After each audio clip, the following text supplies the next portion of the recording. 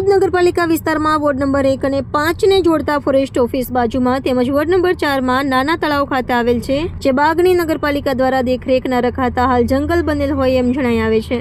આમોદ નગરપાલિકા વિસ્તારમાં નગરપાલિકા દ્વારા 3 બાગ બનાવેલા હતા, જેના એક બાગ તો બાગ જ નથી રહ્યો, જ્યારે બીજો ઠીક છે અને ફોરેસ્ટ ઓફિસની બાજુમાં આવેલો સારો હતો, પરંતુ પાલિકા તરફથી દેખરેખ ના રખાતા હાલ જંગલ દેખાવ બન્યો છે એમ નગરપાલિકાના વોર્ડ નંબર 5 ના સભ્યોનું કહેવું છે।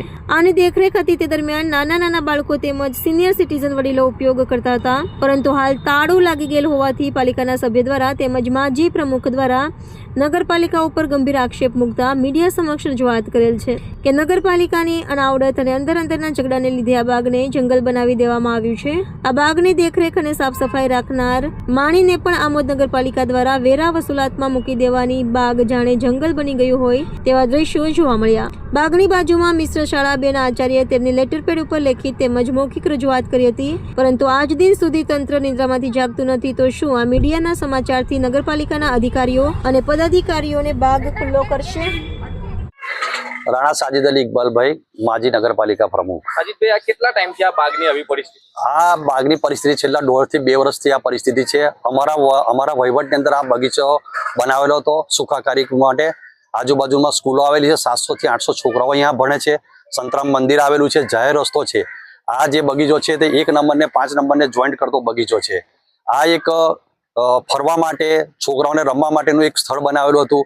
આ નગરપાલિકાની પ્રોપર્ટી છે, નગરપાલિકાએ પોતે મેન્ટેનન્સ કરવાનું હોય, કોઈના કહેવાથી અથવા તો અમારી રજૂઆત કરવાથી ના કરી શકીએ, પરંતુ ના છૂટકે આજે અમારે મીડિયા સમક્ષ આવીને આ પરિસ્થિતિનું નિર્માણ જે થયું છે તે દર્શાવવું પડે છે। બાજુમાં તલાવ છે, નાના છોકરાઓ ભણે છે, નાના છોકરાઓ રમવા માટે કોઈ ઝેરી જાનવર એમને કરડશે તો તેની જવાબદારી કોની? મારું નામ ઇરફાન રાણા, વોર્ડ નંબર 5 ના સદસ્ય। શું કહેશો, આ બાગ જે અત્યારે ઘણા સમયથી બંધ છે? અહીંયા આગળ આપ જોઈ શકો છો, પહેલા બાગ હતો ને હમણે જંગલ છે, બાગ છે જ નહીં। આ લોકોએ ભાજપની સત્તામાં બેઠા પછી આ લોકોએ બાગને બાગ રહેવા જ નથી દીધો, જંગલ બનાવી દીધેલું છે। કારણ કે બાગ કોને કહેવાય અને જંગલ કોને કહેવાય એ આપણી અહીંની પબ્લિકને ખબર જ છે। અહીંયા પહેલે બાગ જ હતું, પણ આ સત્તામાં બેઠા પછી અહીંયા જંગલ બની ગયું છે। 1 વર્ષથી અહીંયા માણસ મૂકવામાં આવ્યો છે, હમણે હાલમાં પણ એ માણસ નથી। પૂછવામાં આવે છે તો એવું કહે છે કે ભાઈ એને વેરા વસૂલાતમાં મૂકી દીધેલો છે। તો બાગમાં મૂકેલો માણસને વેરા વસૂલાતમાં મોકલવાની જરૂરત નથી। અચ્છા, તમે મોકલો છો તો બાગની સાફ સફાઈ તો રખાવો। હમણે તમે હાલમાં જોઈ શકો છો કે કોઈ પણ છોકરું અહીંયા બેસી નથી શકતું, અહીંયા ઊભું રહેવા એવી પરિસ્થિતિમાં નથી। તો હું આ અમારા પ્રમુખ શ્રી ચીફ ઓફિસર સાહેબને એક જ વસ્તુ કહેવા માંગુ છું કે સાહેબ, તમે આ રીતે અણઘડ વહીવટ જે કરે છે આ લોકો કરી રહ્યા છે ને એમના અંદરના ઝઘડામાં આ બાગને જંગલ બનાવી દીધું છે।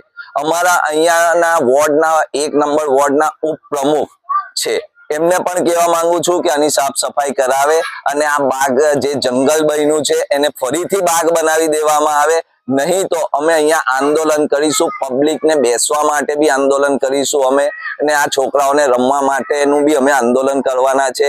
આની વહેલી તકે કામગીરી કરાવે। આજુબાજુની અંદર કેટલી શાળાઓ આવેલી? આજુબાજુમાં સ્કૂલો આવેલી છે, પછી બાલવાડી આવેલી છે, અહીંયા ખાસા બધા નાના છોકરાઓ રમતા હોય છે, સામી સંતરામ બાવાનું મંદિર આવેલું છે, પછી સોસાયટી આવેલી છે, અહીંયા લોકો, વૃદ્ધ લોકો, ઉંમરવાળા લોકો બેસવા આવે છે। પણ હમણે એવી પોઝિશન છે કે અહીંયા કોઈ બેસવા આવી શકતું નથી, કારણ કે અંદર હવા એવી પોઝિશન જ નથી। એટલું ઘાસ છે, બાવરિયા છે, ઝાડ કટિંગ નથી કરતા, લોકો દવા મરાવવાની જરૂરત છે, પણ કોઈ જ કામ કરવામાં આવતું નથી। તો હું મીડિયા દ્વારા આ સંકે એ લોકોને જણાવું છું કે વહેલી તકે આનું કામગીરી શરૂ કરે। આજે તમે જોઈ શકો છો કે ગેટ કેટલા 6 મહિનાથી બંધ હતો, આજે ગેટ ખુલતાની સાથે આ નાના બાળકો તમે જોઈ શકો છો તે દોડીને આવ્યા કે ચાલો બાગ ચાલુ થઈ ગયો, બાગમાં રમવા જઈએ। પણ આ બાળકોને હજુ એવી નથી ખબર કે આ બાગ ચાલુ નથી થયો, કારણ કે અહીંયા આગળ ભાજપની સત્તા છે, અમારી ભાજપની સત્તામાં હજુ ચાલુ નથી થયો। એટલે વહેલી તકે આને ચાલુ કરાવો તો આ ફૂલકાઓ અહીંયા રમી શકે અને એમની જે મસ્તીમાં રહી શકે। આપ જોઈ શકો છો કે બધા છોકરાઓ હમણાં બાગમાં અંદર આવી ગયા છે, પણ એમને અમારે હમણાં બહાર કાઢવા પડશે, કારણ કે અહીંયા બેસાડા એવી પોઝિશન નથી એમને।